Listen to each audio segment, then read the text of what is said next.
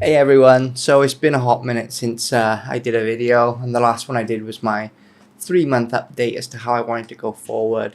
And it's been about a week, just over a week, like 8, 9 days since that video went live. And I just wanted to touch base really and check in with YouTube and make sure everyone knows that this is plodding forward. I've sort of neglected YouTube because, as with everything, when you start getting to grips with a new sort of time frame, you start to fight with time a little bit.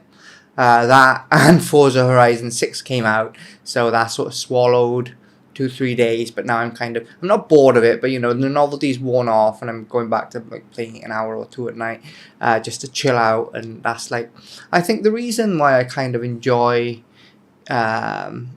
like motorsports is because it's absolutely nothing to do with what I'm doing now. So I tend, in my free time, I tend to watch a lot of like car YouTubers, and I tend to be playing a lot of racing games, that sort of thing. And we just bought a new bed for the dog. It's not very good, but we thought, like, because he gets hot, if we get like a fluffy one, then he gets hot. So we bought this like net thing, and it's kind of rubbish, but he likes it, so that's okay. But he likes coming under the table more. But I don't like him coming under the table because he gets his fur trapped under the wheels of my chair. I have to be really careful, and because he's got such long fur, if he lies down, chances are he's gonna get pinched, like right now, because he likes to lie on my feet. But anyway, I've also put another light over in that corner, just an LED panel, and I tried to match the color but make it a tiny bit warmer. But I don't really like the look of it that much because it casts quite a harsh shadow over there. So I might revert back just to my lamp. I kind of like that cozy, dark office feel because that's how I work. And supporting Thailand, so all the football jerseys are out now.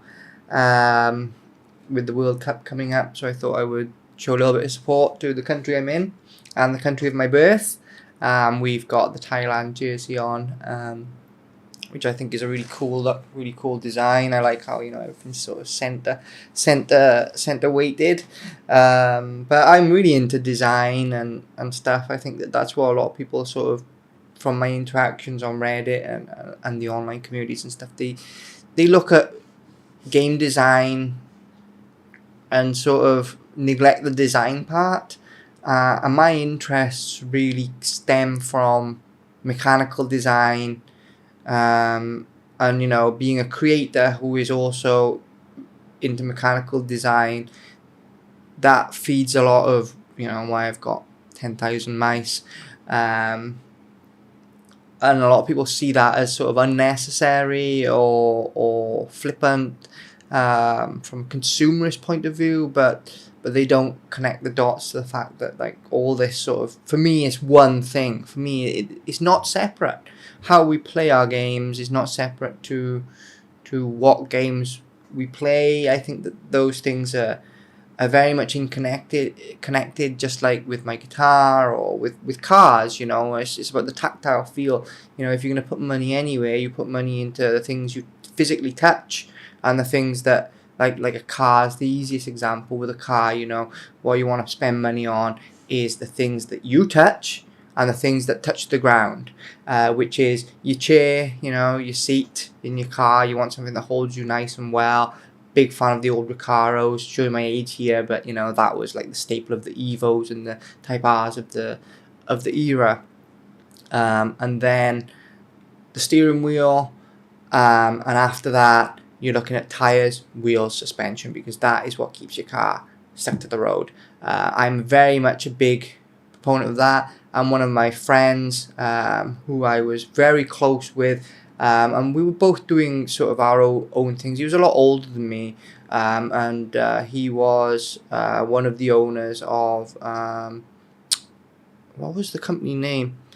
But it was the big Volkswagen aftermarket tuning company where I lived in Newport, and I forget the name of the company now. But outside of the Volkswagen scene, he was massively into the JDM scene, and he had like an old mid-engine Toyota MR2 from the 80s. And obviously, I was into my Civic Type R's. And we had a shared ethos of exactly that: wheels, tires, suspension, seats, wheel, done. Car was done. You didn't really need to enjoy a car on the road. You didn't need anything else. And we were very much, how can I put it, like-minded in that sense. And I'm carrying a lot of that over.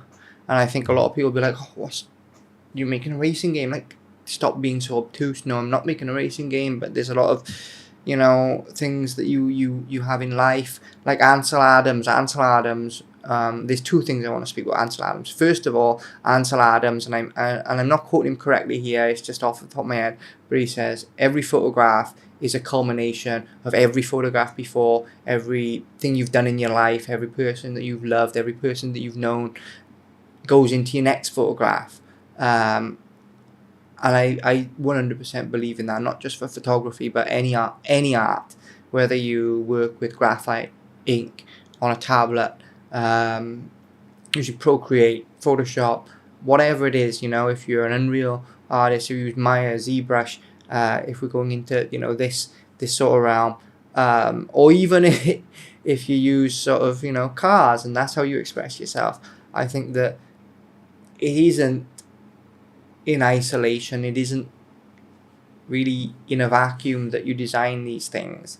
I think that they come from what you need in life, what's missing, and generally what's not available. I mean, if it's available, you just go out and buy it. That's why for the majority of time, guitars haven't changed, because there's just been no need to change them. There was like a few changes when EMG came out, but even then, EMGs didn't change the shape of the guitar. Famously, Metallica was using them in very classic Gibson shapes. So I think that there's a point where you can't find what you want, so you make it yourself. And I think that a lot of that I'm bringing in as well. Online, it's very difficult to get a consensus, because of, I think that the demographic of the person that goes online to speak about these things is not necessarily the demographic of the person that enjoys these things. And I'm willing to bet my livelihood on it, and I have bet my livelihood on it, literally. So, like I was saying about Ansel Adams, I think we'll come back to the other half of what I was going to say about Ansel Adams later, if I remember, because this is very much a train of thought. This is very much one of those videos, right? So, what was I saying? Ansel Adams, bring everything you want, everything you've experienced in life into your next project, finding a gap in the market that doesn't exist, or serving your own needs, which in my case is the shooter. To experience an adult, mature theme in a video game, you've got survival horror, and that's it. Which is crazy to say, because survival horror did die. There was a point where survival horror was as dead as a dodo. Pre-Dead Space, like, survival horror was dead, gone. No one was interested in it. There was very much, like they say, the exception makes the rule. The fact that Siren, Blood Curse existed doesn't mean that the genre was thriving. It means that one person decided to make a... Understood yet? But that's where you go, if you want a mature experience in a video game, that's the only place for it. Like, even fantasy, it kind of doesn't exist in fantasy anymore. You could argue The Witcher 3, and I would argue that it's like 15 years old. Sci-fi tends to get blurry. Fantasy is not mature at all. And when I say mature, I mean mature. I don't mean adult. You can go and romance or whatever on Baldur's Gate. That doesn't make it a mature storyline. It doesn't mean that it touches on the themes of the human condition or psychological aspects the way that I'm considering with maturity. You know, it doesn't do a whole lot for culture or for you know, as a piece of art, as a piece of technology, and as a piece of entertainment, yes, but as a piece of art, it's very difficult for me to sort of accept that that is something there. To be called mature, I disagree personally. I'm not saying it's bad. I'm not saying it's, well, it's not, definitely not for me. But anyway, that's off topic. We're not talking about Baldur's Gate. As someone who loved Baldur's Gate and who loves, you know, Dungeons and Dragons, especially, you know, the sort of Forgotten Realms, Dragonlance, I think that there was a lot of, especially when you talk about the Dragonlance series, you know, the first sort of 6 books, Summer Dawn, stuff like that, isn't it? And characters like Raistlin. That's a very mature take on fantasy, and I don't really believe that exists in fantasy anymore. Whereas you can still find it in horror, and horror, which is sort of, again, not only was it once dead, but is known for being B-side, is known for being cheesy and camp. And then when you look at that outlier genre as the one that is pushing maturity, is kind of like look at Tom Clancy. Like, I come from reading Tom Clancy, so, you know, I've read a lot of the Tom Clancy novels. You know, the first novel that I started off with Tom Clancy was obviously Rainbow Six, which is the obvious one, right? But, you know, I'm familiar with Tom Clancy as a person, Tom Clancy as a writer, Tom Clancy as a product, and I don't believe that a Tom Clancy game in 2026 reflects that in any way, shape, or form. I feel that, you know, especially when we start looking at those sort of titles, coming from like a literature perspective and coming from Tom Clancy, and it is entertainment first, right? But it is also speculation. I think that Tom Clancy sort of leans closer to Neil Stephenson than he does to sort of like you know, those ex-SAS guys that go on to write these books. So like, for me, that's like the fact that he has an opinion on these subjects is more interesting to me than anything, because, like, you know, these aren't uninformed opinions, are they? They're speculations, especially with someone like Neil Stephenson. And I could probably talk all week about Neil Stephenson. He's a massive inspiration to me, and every time that I do something, like, I am reminded of Neil Stephenson. And that's not like I'm not actively going to chase what he's done before, and it's not necessarily a mirror of what he's done before, but there's so much of what he talks about in his books and so many of his theories that sort of like perpetrate themselves within my work. Like right now with languages, and the way that languages are structured, and the way that learning languages has radically altered how I look at creation. That's and how the human mind works. That's textbook, playbook Neil Stephenson. Never mind like just the state of the world that we're in right now. So when titles like Siege come out and they turn it into a game show because the finals was a thing, it's just like, I feel like they're trading on what's the word? You know, they're trading on his reputation, but are doing nothing for. It's not in tribute of. It's not even in the style of. It's just, we've now got a name that we can stick onto something, and, you know, that's the biggest fear that I had when they made Silent Hill F.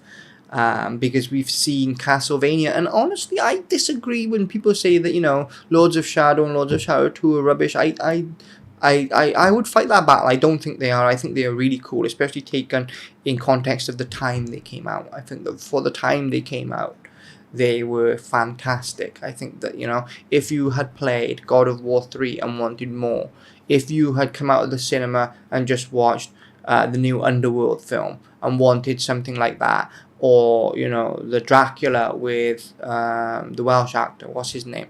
If you would just watch something like that, it was a cultural moment. Like, if you had just listened to City of Evil, like, you were going to play Castlevania Lords of Shadow, and it was going to tick those boxes for you. It ticked those boxes for me. So in that sense, I don't disagree with Castlevania Lords of Shadow in that way, but it was my fear with Silent Hill that, they just sort of stuck Silent Hill on it to sell it.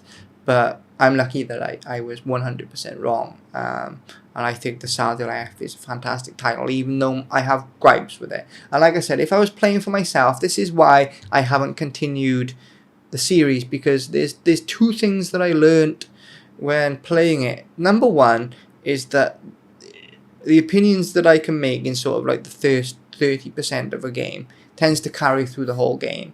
The same goes for Pragmata, the same goes for Resident Evil 9. Like what I said in the beginning tends to hold through in terms of design and narrative. I mean, narrative is one of those things where, yes, the ending does change how you feel, but I tend to find that, if you have the building blocks and you know how narrative works, you can kind of piece together exactly what's going to happen after a certain amount of time anyway. I don't think that most of these stories play out exactly how I feel they would play out. So I find it very difficult to do the second half of the game, especially in a game like Resident Evil, in Silent Hill F, because in Silent Hill F, there's not a lot of whole more new stuff to talk about. It's the same places, but then they get sort of altered to that flower blight, whatever, comes into the town, and then you're running around the town in the blight, and then you're running around the town as like a wolf Hinako, and also you're sort of being chased by the bride figure, which we now know from the end of the game as being Hinako. And it's like I don't think there's a massive amount of information to talk about in the second half game that I haven't speculated. What do I say? I speculated this, I saw this, they are now continuing with this theme, and what I speculated is either true to whatever extent it was true to. And for me personally, I find it difficult to wrap up something like that when there isn't something radical, something new. So maybe that's a me problem. Maybe that's something that I have to get used to when benchmarking. But as I was saying, I was very afraid that they were just going to sort of put that name to it and then use that to sell it, because that's exactly what's happening with Tom Clancy, right? Like and the opposite with like Assassin's Creed, where I think if Shadows came out as a distinctly separate game, I think that it would have been a better game. I think that trying to tie it into Assassin's Creed hurt it, especially because of Yasuke. And I know a lot of people have problems with Yasuke, and I'll hit the first nail on the head straight off. For me personally, when I saw they had Yasuke, I thought it was a very intriguing choice, an intriguing character, and I didn't mind at all seeing the world from his perspective, because essentially he was an outsider, and I think that he was the perfect vessel for a player character.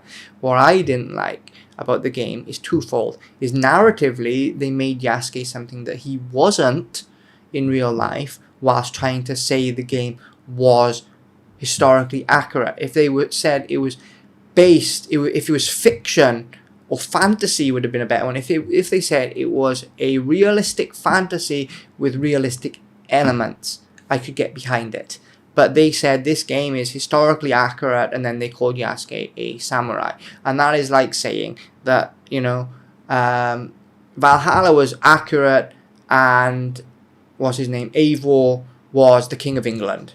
Like, you can't be saying stuff like that. They're opposite. So that rubbed me the wrong way. But when you get into the game, I like the character as he was portrayed, and he was portrayed, as I said, he was an outsider. He had his own agenda, at least as far in as I got, because I didn't finish the game. I got like 50 hours in and still felt there was another 50 to go, and I was like, forget it. Which is the problem with what I call quadruple A. AAA, like I didn't like Yotai. I didn't like Yotai, but I felt like I could finish it. You know, I felt like that it was doable. Same with Ragnarok. I didn't like Ragnarok, but I saw it through to the end. Um, but quadruple A, I find that like when the budget goes out the window, like it's just like too much. It's just too much. And the same goes for Cyberpunk as well. Like since I first played it, and I played it in the really rough state it first came out, I have no real call because I have to play so much of it again to see anything new. And I know that you can sort of jump into Dogtown now with the new, but like it's gone. It's gone. You know, the excitement or whatever you want to call it, it's absolutely gone there.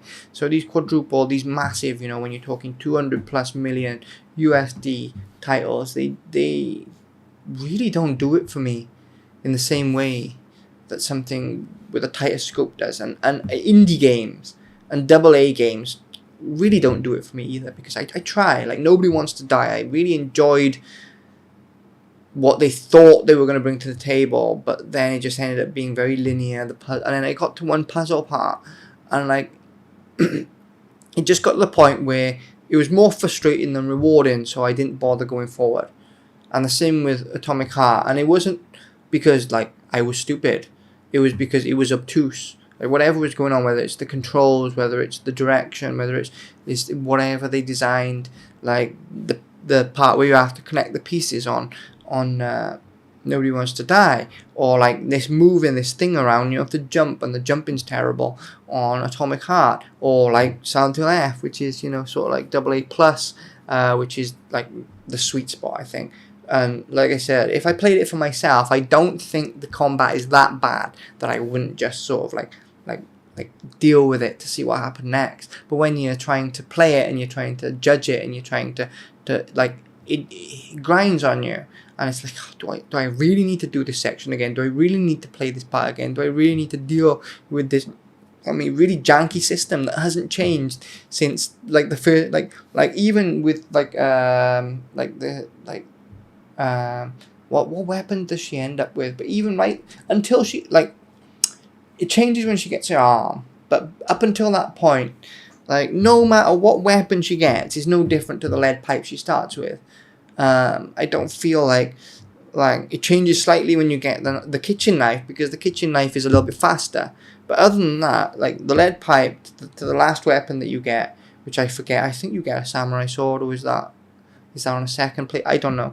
Anyway, whatever it is, up until the arm changes things, admittedly, but not in a good way. Like it sort of cheeses everyone, right? But up until the arm, you get no variation in the combat. And I think this is why I dislike Black Myth Wukong so much, even though it's very strong on so many fronts.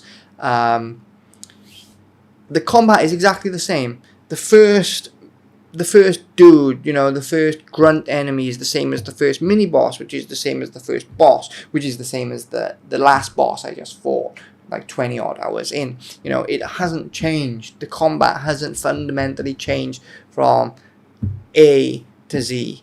I don't feel like I've gotten better. I don't feel like the game's gotten better. I don't feel like the character's gotten better. I don't feel like the equipment set or the skill set has gotten better in any of these titles, which I think is why I'm so pushing towards, you know, like for me, I think that like Call of Duty Modern Warfare is like right up there, because the campaign played the way you expected the multiplayer to play. Or, you know, coming from sort of like Unreal Tournament bots, arena bots, you know, I feel like, or even to an extent, like I think the second Doom Eternal is the best in terms of gameplay loop of the three new Dooms. But it's the same sort of thing, you know. If you can nail, you need to nail the combat, you need to nail the progression, you need to nail what's available to the player. And one of the games that I absolutely loved, and it was an absolutely trash game, but the reason that I loved it is because it had that loop satisfied from the beginning, is Prototype and Prototype 2. You never were too long before you found a new ability, and you never need to stay in one area for long enough that it would bore you. Whereas I feel like Infamous did. Like Infamous, you would be like, oh, I'm sick of this part, and then you would try and grind it out to get to the next part. So I guess that's balance, right? That's what you would call balance. But I think that it fundamentally comes down to gameplay. If the game feels good to play, people will play it over and over and over and over. Halo is the poster child for this. I think that, you know, if you can make the gameplay feel good, then that's job done. And this is why, you know, I'm going deep into, you know, like my TMR board here. Have you seen this yet? I think I've showed you, but this is my Keychron K2, which is actually TMR.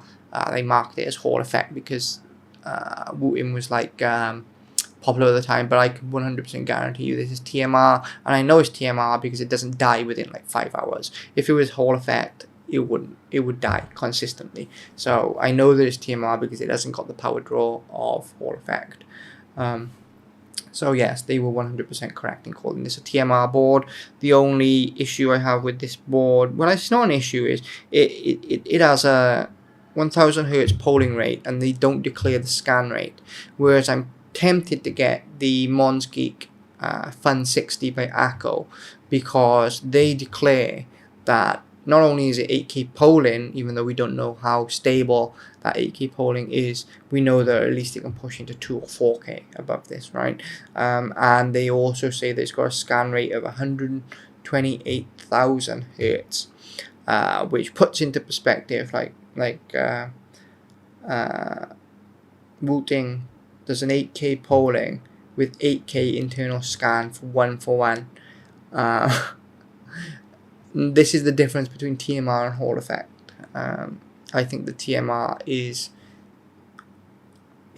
like, if you talk about generational leaps, there are certain things that have defined video games in the modern era, which I think a lot of people don't really understand, because PlayStation 1 to PlayStation 2 to PlayStation 3, I would say, you know, or sort of Super Nintendo, because that's the real legacy, right? So you're going from Super Nintendo to PlayStation 2 to PlayStation 3.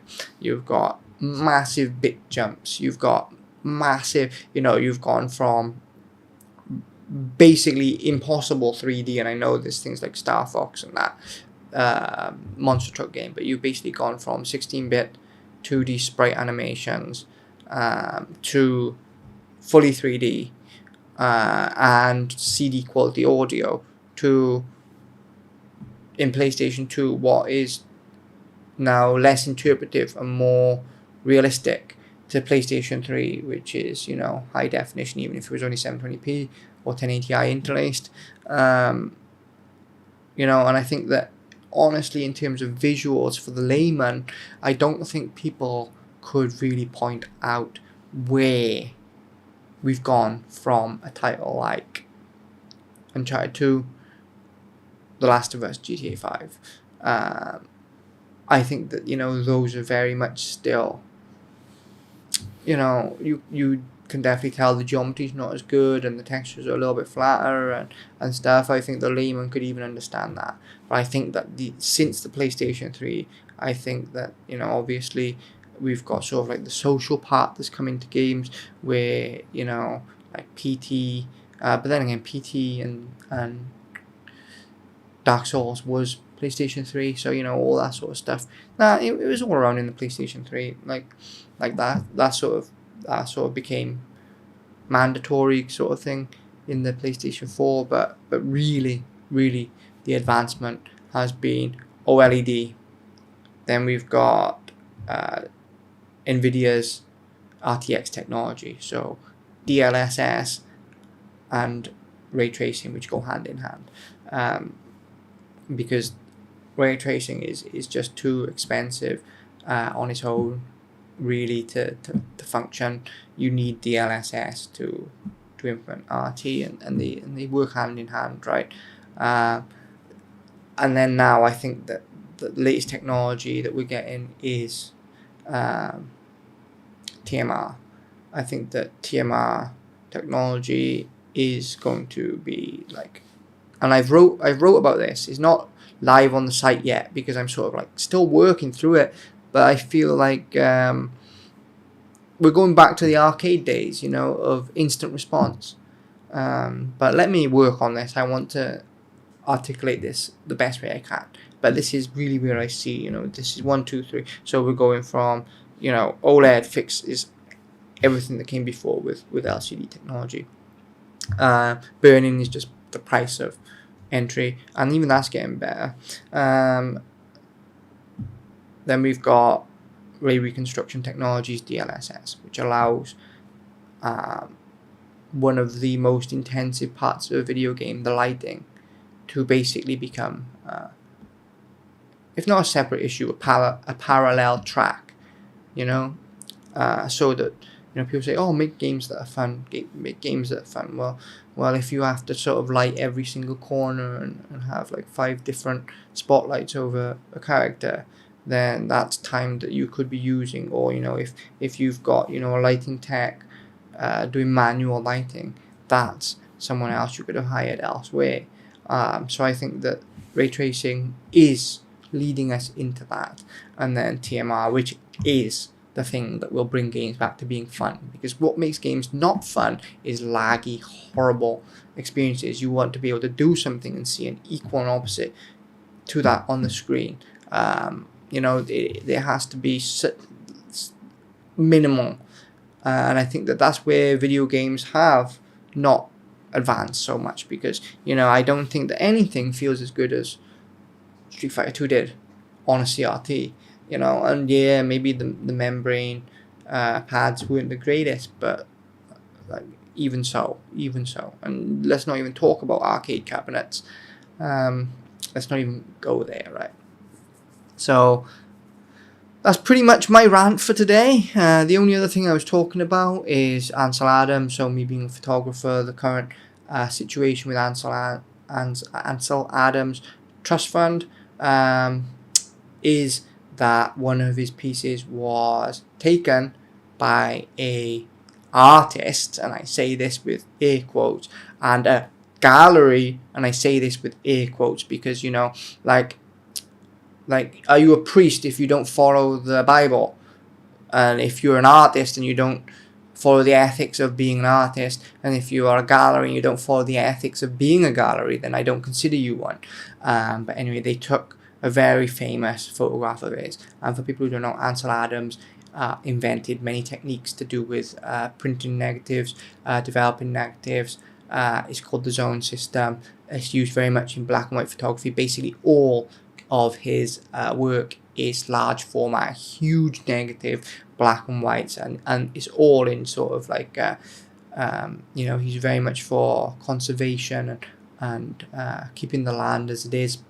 And these places they would go well out of the way, carrying these massive cameras. Didn't sort of like pick up a Leica and go, oh, this is going to be so much nicer on my back. No, he wanted that resolution, right? And he does these amazing, fantastic black and white images, and he is one of the godfathers of the medium.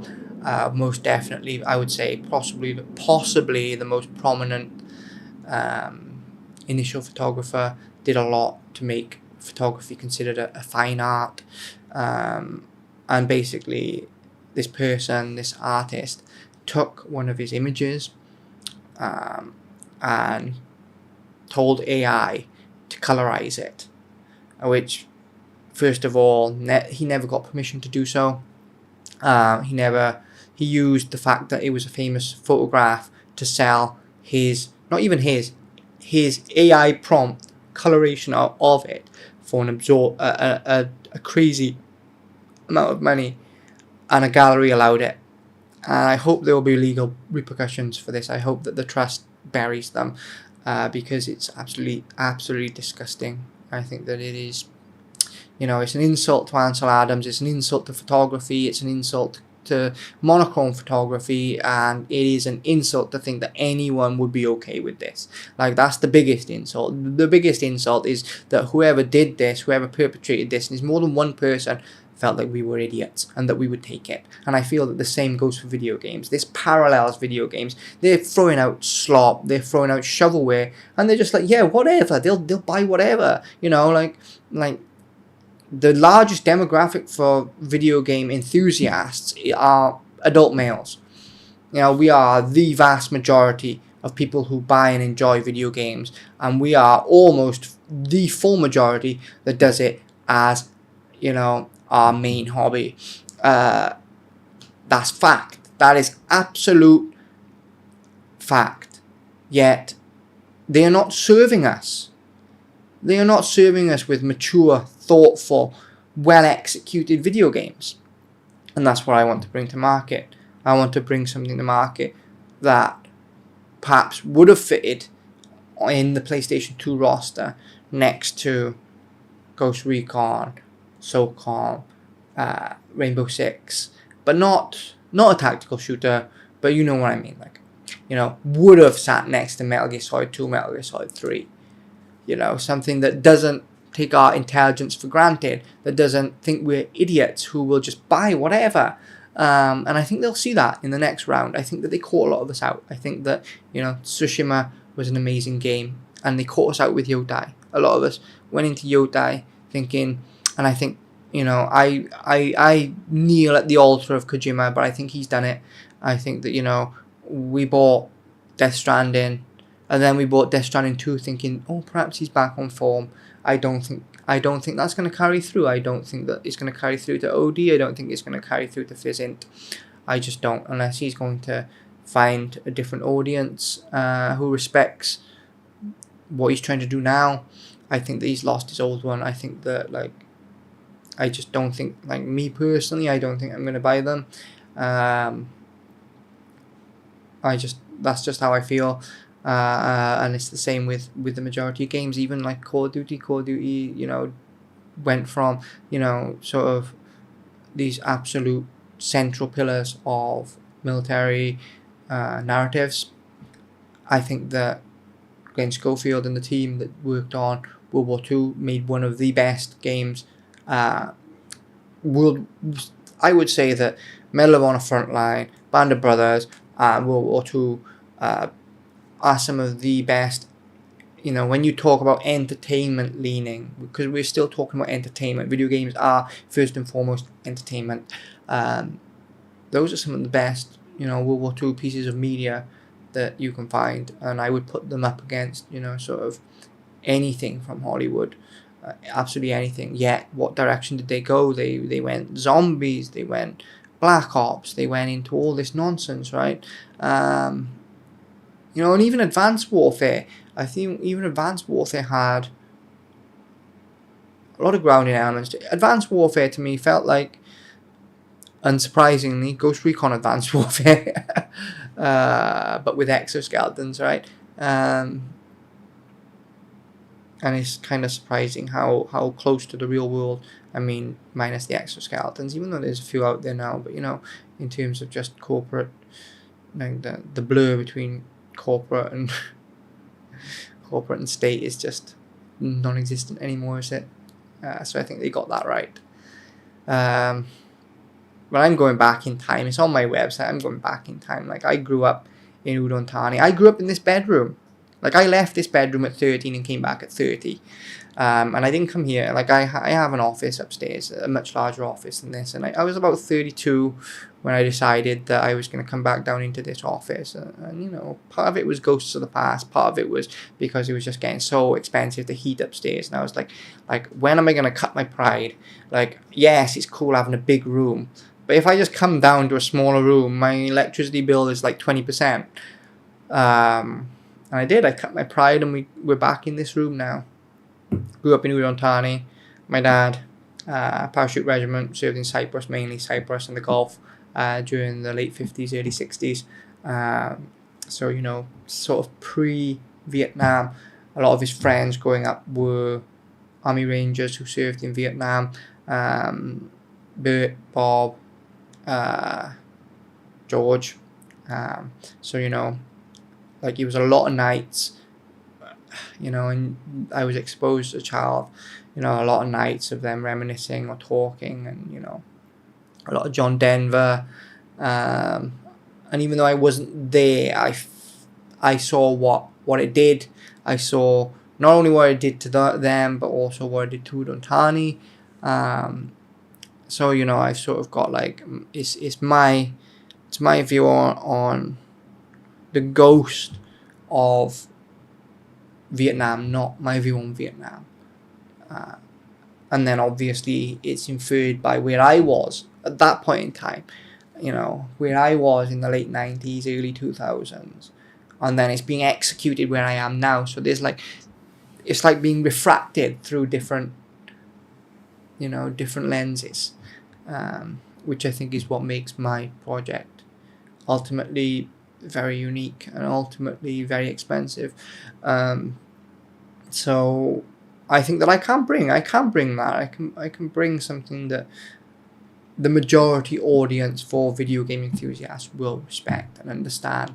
And I think that it's not until it is made on shelves where people understand exactly what has been missing for so long. Because these video game creators don't know shit. Like, I've been on Reddit.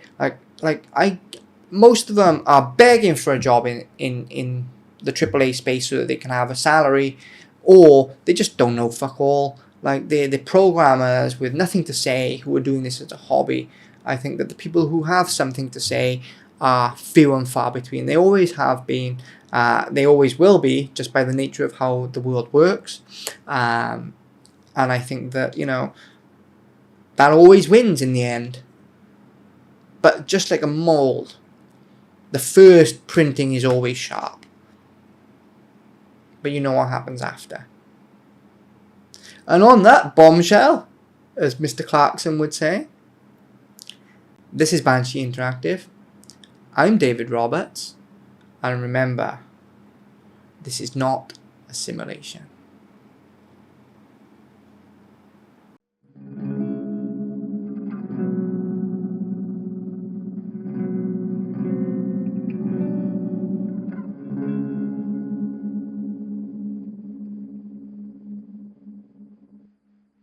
In terms of Japanese, though, like, I realized that when I'm practicing hiragana, which is the first kana, the first script, I know so many Japanese words already to practice the alphabet with, and I know that a lot of them are written with kanji, but just to get my grips on the alphabet, which I'm kind of like 70% of the way there.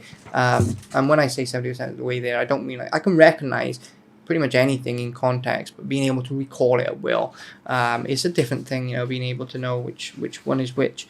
And this is like a major hack, a major hack for me. But, you know, like animal names, for instance, you don't even have to be a weeb to understand what a neko is or what an inu is, you know, or kuma, you know. Usagi Yojimbo, for people who don't know, Usagi is rabbit, kuma is bear, anyone who's played Tekken will know that, neko, inu, yeah, you know, kitsune, which is a fox, that's pretty popular now, isn't it, you know, okami, which is wolf,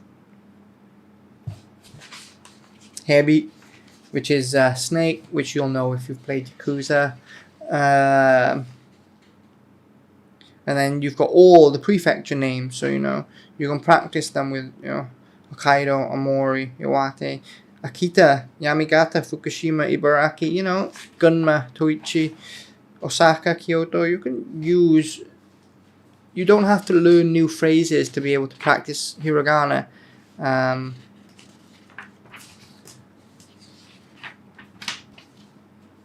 Like even here, stuff that interests me, you know. You've got Sengoku, Meiji, Showa, Samurai, Shinobi, Ronin, Katana, Tachi, Yari, Kunai. You know, you just break it all down. Sumo. You know, even photography, bokeh. You know, like this, Tsuchi. And then I've got my forms. I've been drilling forms. So start off like this. Form the NHK website, so I know it's correct. And I've just been drilling forms constantly drilling forms. So every day I'll pick something new to sort of try and drill, and I'll just write it over and over and over and over. So that, for people who don't know, that's the K or cat, and then when you put the little 1010, it becomes the B's, so it would be back onwards. No. Yeah, a few just different. And then I'm also obviously still studying Danish. And Danish is very difficult for me. And the reason I think the Danish is difficult for me is because it looks like English. So my brain automatically thinks, oh, I already know what this is, when it is totally different. Okay, see you guys.